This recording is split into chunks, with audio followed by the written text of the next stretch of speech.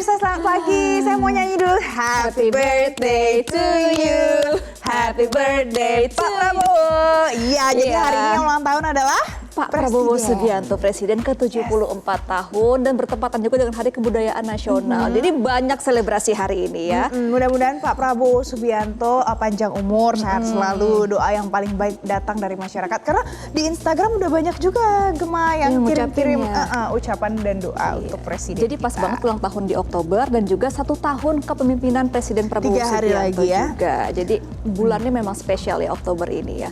Tapi kita punya sejumlah informasi lainnya ya Valen untuk pagi ini. Ini ada informasi yang menjadi perhatian dan juga cukup menginspirasi ya. Karena gaya ceplas-ceplosnya ini juga mungkin bisa ditiru sama pejabat-pejabat lain nih Valen. Iya, pemirsa, ini adalah momen menarik yang terjadi di acara refleksi perjalanan 1 tahun pemerintahan Prabowo Gibran yang digelar oleh Metro TV kemarin.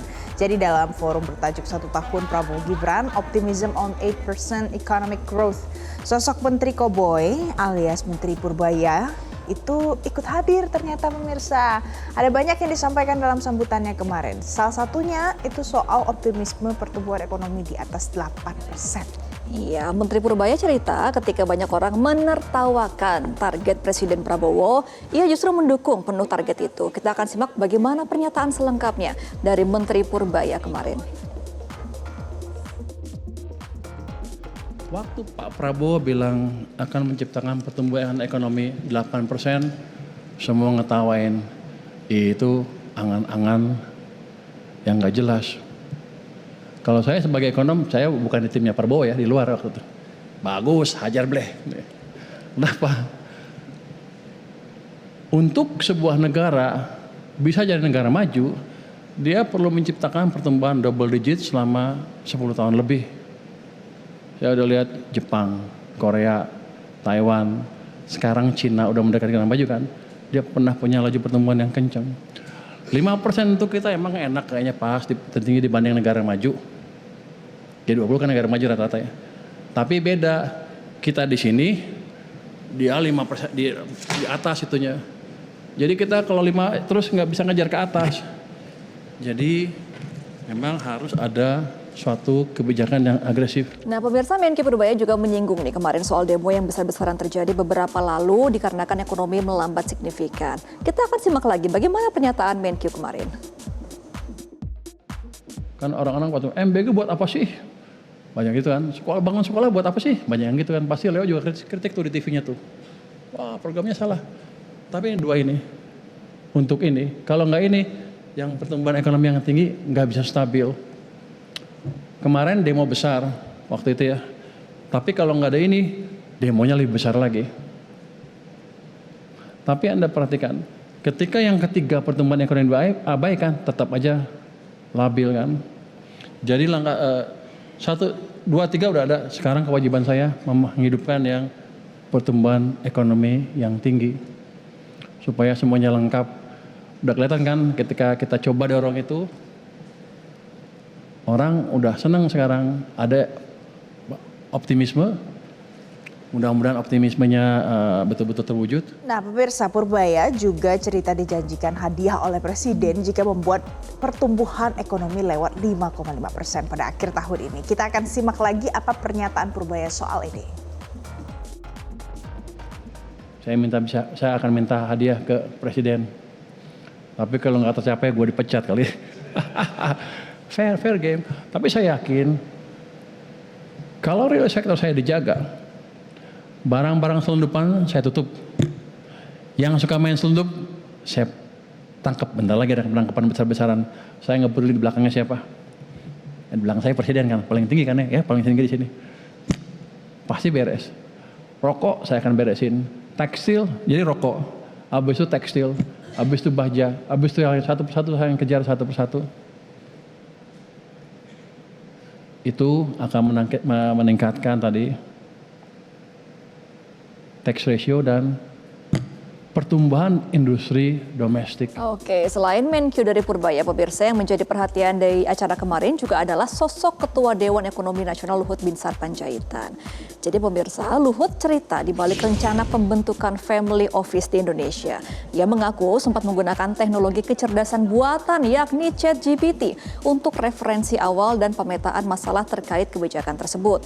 Dan hasil penelusuran itu katanya jadi dasar awal bagi timnya untuk menyusun studi yang komprehensif. Luhut juga bilang Family Office nggak akan menggunakan APBN. Kita akan simak bagaimana pernyataannya. Saya iseng akhirnya, saya tanya ChatGPT aja. Saya tanya ChatGPT semua, yang paling gampang kan sekarang tanya ChatGPT. Dalam setengah jam sudah keluar, trap semua. Saya bilang sama direktur eksekutif di kantor saya, udah kamu dari sini basis studi. Dia buatlah studi. Kita lihat masalah legal perhatian, masalah pajak perhatian dan seterusnya. Ada nggak yang merugikan negara? Nggak ada. Jadi kalau ada teman-teman tadi yang ngomong gini-gini, ya saya pengen ketemu. Walaupun saya bukan ahli ekonomi, tapi saya lumayan juga lah. Udah belajar-belajar dikit, nggak ada masalahnya. Satu lagi deh pemirsa, saya mau balik lagi bahas Menteri Purbaya. Ini jangan sampai ketinggalan karena Menteri Koboi ini buka layanan aduan pemirsa. Bagi pemirsa atau pelaku usaha yang mau melaporkan soal terkait pajak, kemudian bea cukai, itu nanti bisa melaporkan keluhan ke nomor 082240406600. Nah, ini adalah kanal pengaduan dibentuk untuk memperkuat transparansi sekaligus memastikan supaya aparat pajak dan juga bea cukai itu bekerja sesuai dengan aturan. Nah, Menkyu Purbaya yang mengatakan tim khusus sudah disiapkan untuk menampung dan juga menindaklanjuti setiap laporan yang masuk.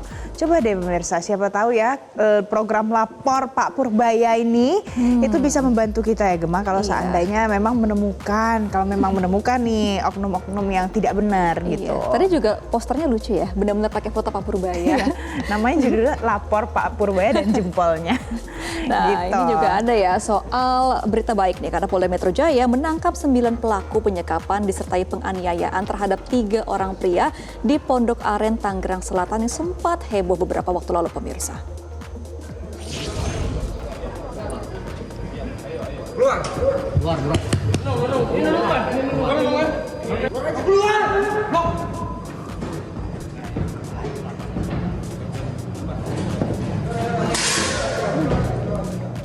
Jadi pemirsa, polisi menangkap Nunung dan Adrian. Mereka adalah pelaku utama di salah satu apartemen Setiabudi di Jakarta Selatan.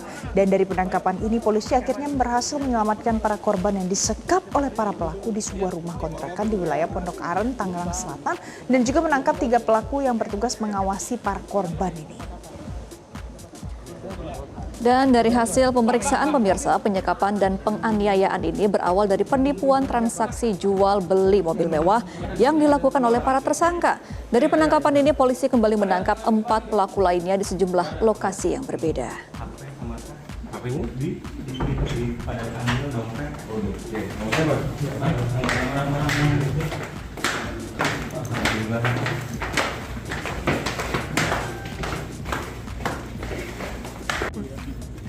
Sampai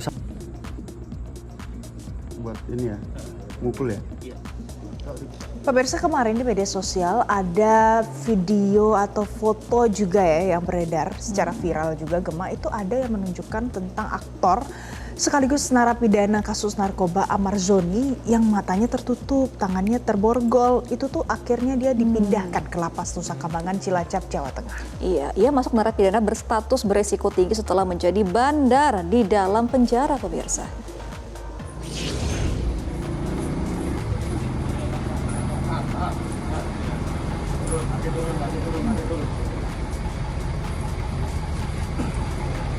Jadi pemirsa, proses pemindahan Ahmad Zoni pada Kamis dini hari tadi dilakukan dengan pengamanan super ketat.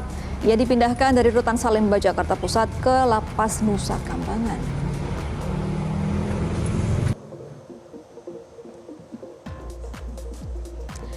Nah, kalau dilihat fotonya ya pemirsa, ini di atas kapal nih. Jadi dengan mata tertutup, ya dibawa menggunakan kapal kayu bersama 5 narapidana beresiko tinggi lainnya.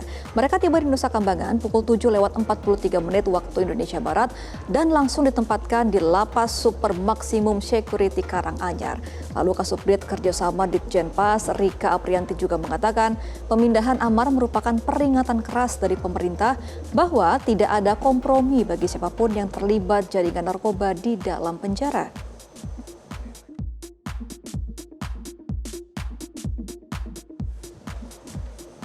Jelajahi cara baru mendapatkan informasi. Download Metro TV Extend sekarang.